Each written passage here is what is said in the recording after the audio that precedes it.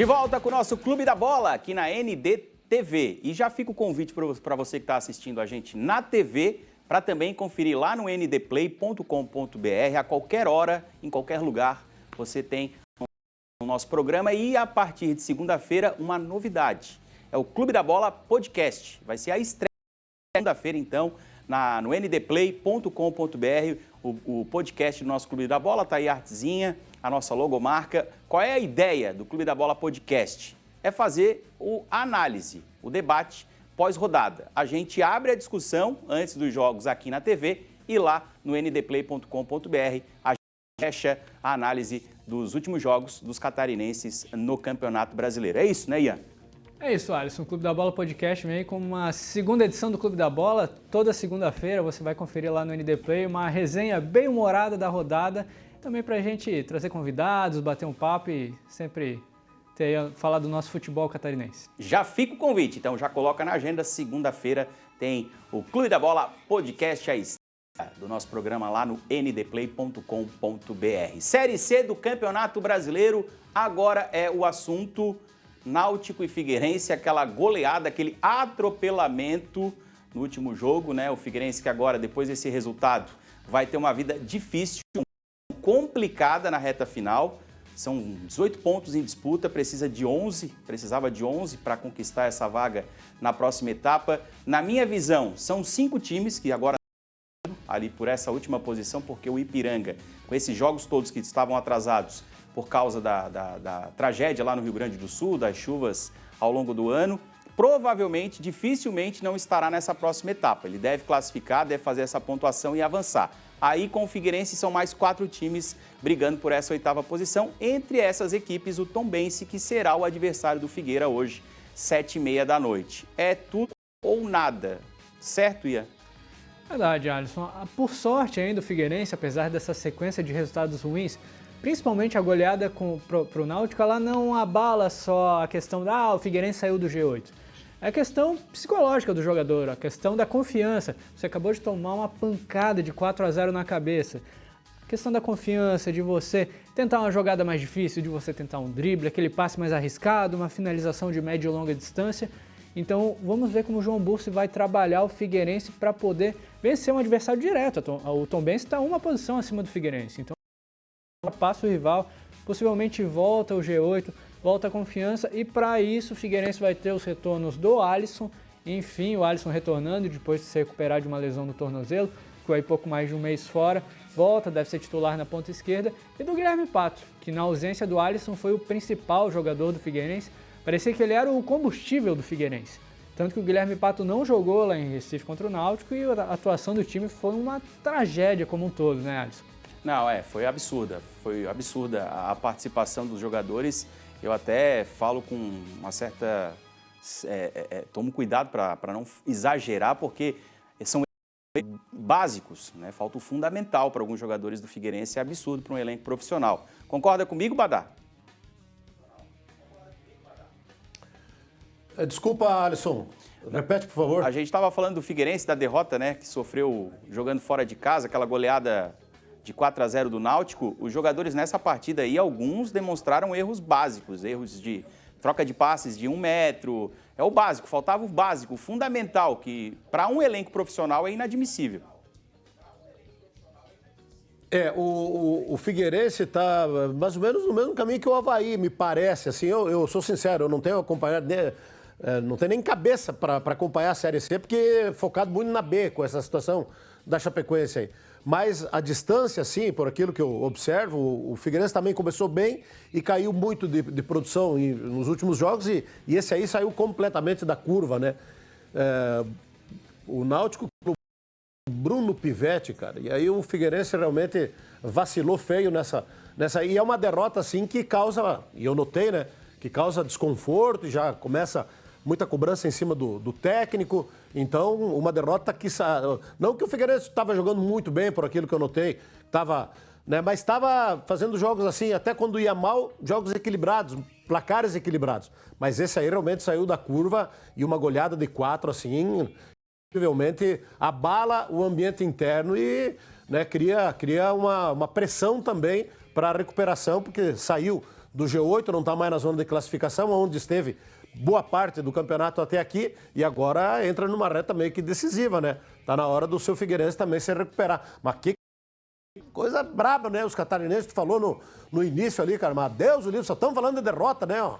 É só derrota, não conseguimos comentar uma vitória, gente. Mas o que tá acontecendo? É verdade, Badá. Infelizmente, né? Você falava aí do Figueirense, o Figueirense ficou desde a segunda rodada dentro desse G8, do grupo que avançaria a essa segunda etapa da competição e acabou saindo na última com essa goleada sofrida fora de casa. Ô, Jean, de que forma esse resultado abala para hoje, né? Ou será que passa a régua, passa aquela borracha, esquece tudo, toca a ficha, porque ainda tem possibilidade matemática de classificar?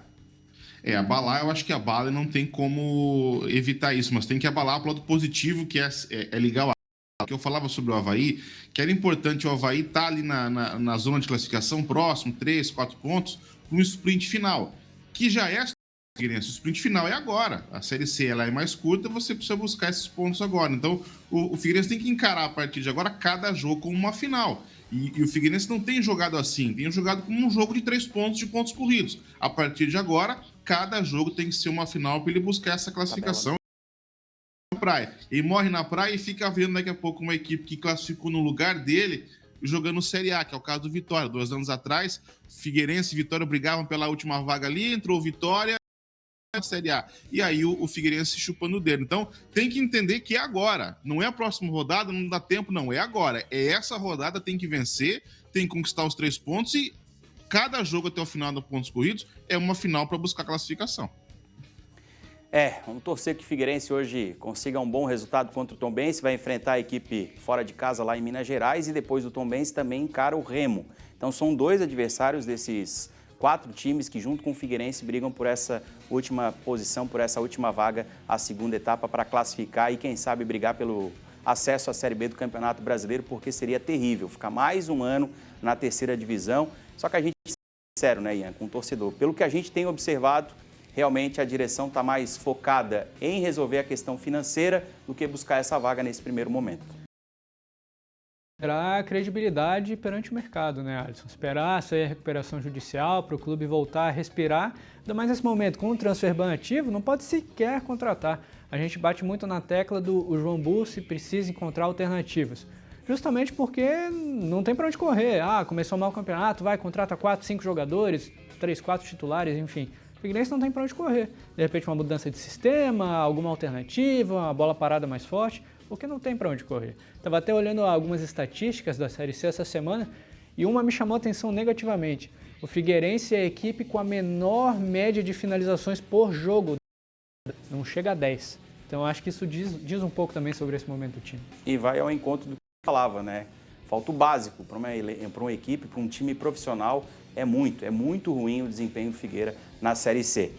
O assunto, falar agora do Márcio Coelho, que assumiu o Marcílio Dias, equipe lá de Itajaí. O Kaká volta para trazer os detalhes da chegada do Márcio Coelho lá no Marinheiro. Pois é, e o Marcílio Dias finalmente anunciou o técnico para a Copa Santa Catarina. Márcio Coelho, que vocês aí de Floripa conhecem muito bem, porque ele trabalhou por vários anos na base do Figueirense e chegou também a treinar o time profissional. É da confiança do superintendente de futebol do Marcílio, o Fernando Gil, porque eles trabalharam juntos no Figueira e também no Paraná Clube. O Márcio Coelho, conhecido como Gugu, ele estava no Guarani de Palhoça esse ano, começou a Série B do Catarinense, mas acabou demitido porque não faz boa campanha. Ano passado, por outro lado, ele fez até um bom trabalho, o Guarani chegou a brigar pelo acesso, mas acabou não subindo. E até mantida a comissão técnica, parte dos jogadores, esperava-se um Guarani mais forte esse ano. Não aconteceu, coisas do futebol, e o Márcio Coelho acabou desempregado. Acho uma aposta interessante do Marcílio, né? Da mesmice, tinha uma expectativa do Vaguinho Dias voltar, mas ele está lá no 13 da Paraíba, então o Marcílio inova. Aposta no técnico jovem, 40 e poucos anos, Márcio Coelho comanda o Marcílio na Copa Santa Catarina. Contrato só até final de novembro, ou seja, precisa convencer para ficar para a próxima temporada. Valeu, Kaká. Obrigado. Trazendo detalhes da chegada do Márcio Coelho. Pois é, ele que começou no Figueira, ex-figueirense, assumindo então a equipe de Itajaí. Série B do Campeonato Catarinense, agora é o assunto. Vamos dar uma olhada aí como é que está a classificação. Na tela para você conferir. Santa Catarina, Carlos Renault, o Caravaggio, Tubarão, Juventus, Blumenau, Camboriú, Metropolitano, Guarani e Atlético Catarinense. Essa é a classificação. o Santa Catarina e o Carlos Renault lá na ponta da tabela, Ian? Alisson, dentro do esperado, né? O Santa Catarina é a equipe com melhor estrutura, que se preparou melhor, teve uma pré-temporada mais longa. Ano passado já bateu na trave, chegou até a semifinal, acabou caindo. Então foi uma surpresa para mim pela primeira fase que o time tinha feito. Esse ano, acredito que deve subir ou até ser campeão sem problemas. Carlos Renault, legal de ver uma equipe tão tradicional do futebol catarinense novamente na ponta. Acredito que deve ficar com a segunda vaga. A gente tem ali também Caravaggio, Tubarão, Juventus.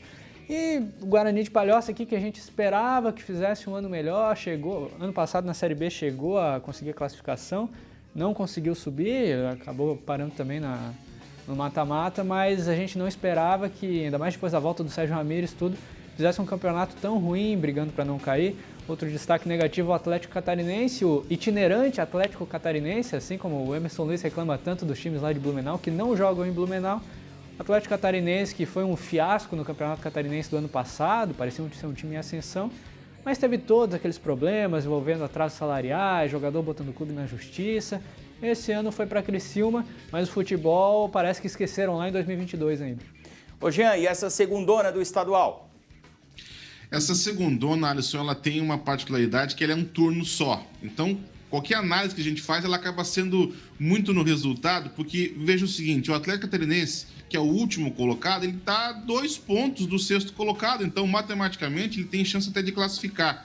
Eu achava que essa Série B tinha que ser pelo menos turno e retorno, porque você foi mal 2 rodadas, você se complica, daqui a pouco não dá tempo de você virar uma chave, trocar um treinador, recuperar, é muito difícil. Você pega hoje o Guarani, a verdade é que o Guarani, tirando no passado, ele vem flertando com esse rebaixamento com a Série C, e esse ano pode acontecer. Se não vencer em casa contra o Atlético Catarinense, contra o Carlos Renault, na verdade, eu acho que ele vai ser o rebaixado. É ele ou o Metropolitano os maiores candidatos a esse rebaixamento. Aí você vê, num geral, o Santa Catarina é o melhor time, preparação de um mês de antecedência que os outros, tem investimento, vai trocar o gramado agora. Só que essa Série B ela é traiçoeira. Inclusive mudaram o regulamento esse ano, que os 2 primeiros vão direto para a semifinal e do 3º ao 6º fazem um mata-mata, que volta e meia acontece zebra. O primeiro perdia para o 8º e ficava de fora. Foi assim com o Carlos Renault, com o Metropolitano, no ano retrasado, fizeram grandes campanhas, do primeiro mata-mata caíram para Inter de Lages e Atlético Catarinense, e depois acaba subindo, daqui a pouco alguém que não tem grandes condições de jogar uma Série A. Esse novo regulamento tenta evitar essa zebra. Santa Catarina e Carlos Renault se classificarem direto, Santa Catarina já está lá, mas se o Carlos Renault for junto, eles pelo menos têm uma zebra a menos. Eles não jogam o primeiro mata-mata, jogam só o jogo do acesso. Santa Catarina favorito, mas todo o resto está em aberto, tá? Porque o Carlos Renault tem uma boa equipe, o Caravaggio fiz vários jogos, não vi jogar mal nenhum jogo, perdeu para Santa Catarina e tal, mas é uma boa equipe. O Tubarão em franca recuperação, então acho que fica bem aberto o acesso. Mas óbvio, Santa Catarina é o destaque, é o time a ser batido, e talvez surpreendeu negativamente foi o Camboriú, que acabou de cair, esperava-se que fizesse uma campanha para voltar, ainda tem chance de classificar, mas é a decepção. 7º lugar, vai jogar a última rodada em casa, em Camboriú, voltou para casa agora contra o Atlético Catarinense. Mas se perder pode ser rebaixado, então você veja, de um ano Série A, no outro B, no outro C. É o jogo da vida do Camboriú contra o Atlético em casa.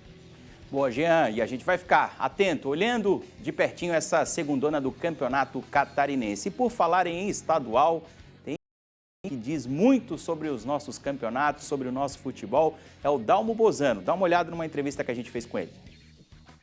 Rapaz, eu consegui fazer 1.653 jogos, o que eu acredito seja um recorde mundial, que não é fácil. Mas foi tudo bem, 26 anos de carreira ininterrupta. Cheguei ao FIFA, apitei todas as finais a que tive direito e eu acho que foi uma vida bonita. Eu tenho orgulho da minha carreira. E essa história de que você não dava acréscimo, é verdade? Eu vou vou dizer uma coisa que não é do meu feitio, mas esse problema de muito acréscimo, normalmente, é algum problema com a arbitragem. Porque se a arbitragem fizer o jogo andar como eu fazia, não havia necessidade do desconto. E todo mundo já sabia disso. Então nunca ninguém ganhou no desconto. Também nunca ninguém perdeu. E hoje, com esses acréscimos malucos de 10, 15 minutos, o que você acha disso? O goleiro demora 15 minutos para botar a bola em jogo, o cara demora 10 minutos para bater um lateral, para fazer uma substituição o cara sai de maca lá do outro lado, podendo pular a linha. E aí obrigado a crescer. Eu não, eu fazia o jogo andar, e tinha que andar, e andava. Essa rivalidade Avaí e Figueirense, como é que era apitar os clássicos da capital nas antigas? Olha, para dizer nua e cruamente, era emocionante. A gente, quando via a escala, era assim. E olha que eu optei 44 vezes Avaí e Figueirense. E acho que foi bem. Chegava nos 44, e hoje o cara apita 1, 2, no terceiro está tudo vetado. Então eu acho que valeu a pena, foi bem conduzido os jogos, e eu estou feliz por isso. Mas é um clássico que realmente mexe com os nervos da torcida e também com a arbitragem. O que você acha do árbitro de vídeo? Nós ia brigar muito. Nós ia brigar muito, porque eu sempre fui meio teimoso, não, fui árbitro, né? E eu dava, estava dado, e mantinha as minhas decisões, mesmo porque se eu achasse que não era alguma coisa, eu não teria marcado. Se eu marquei, porque eu tinha certeza de que foi. E nós ia discutir muito com o tal do árbitro de vídeo. Mas é uma novidade, é uma modernidade, e a gente tem que se curvar à evolução dos fatos, à evolução da informática, né? É isso? Então, acontece e não vai ser eu que vai mudar ou vai dizer que não presta. Eu acho que está andando e, de um modo geral, os acertos são bem maiores do que os erros. Você faria algo diferente na sua carreira? Não, eu faria tudo da forma que eu fiz. Eu acho que eu fiz... Claro, né, que se eu soubesse que estava errando, eu teria consertado. Mas eu acho que eu fiz tudo certo. Que papo bacana do Cacá Oliveira com Dalmo Bozano, uma lenda, né, Badá? Você provavelmente deve ter algumas histórias também para relembrar do ex-árbitro FIFA, ele que foi o primeiro aqui de Santa Catarina. Ah, o Dalmo Bozano é o que tu falou, é uma lenda, né, cara? Um cara que era muito respeitado, tinha os que gostavam, outros não, mas ele tinha uma personalidade muito forte, uma personalidade própria e tinha muita autoridade. Os jogadores respeitavam muito o Dalmo Bozano. Ele, muito tempo atrás, ele participou frequentemente do nosso Clube da Bola aqui, contamos grandes histórias, né? Mas é um cara que tem uma história que precisa ser respeitada no futebol de Santa Catarina. É verdade. Pessoal, última pausa, é o último intervalo e é rapidinho. A gente já volta para passar a régua, finalizar o nosso Clube da Bola nesse... A gente já volta.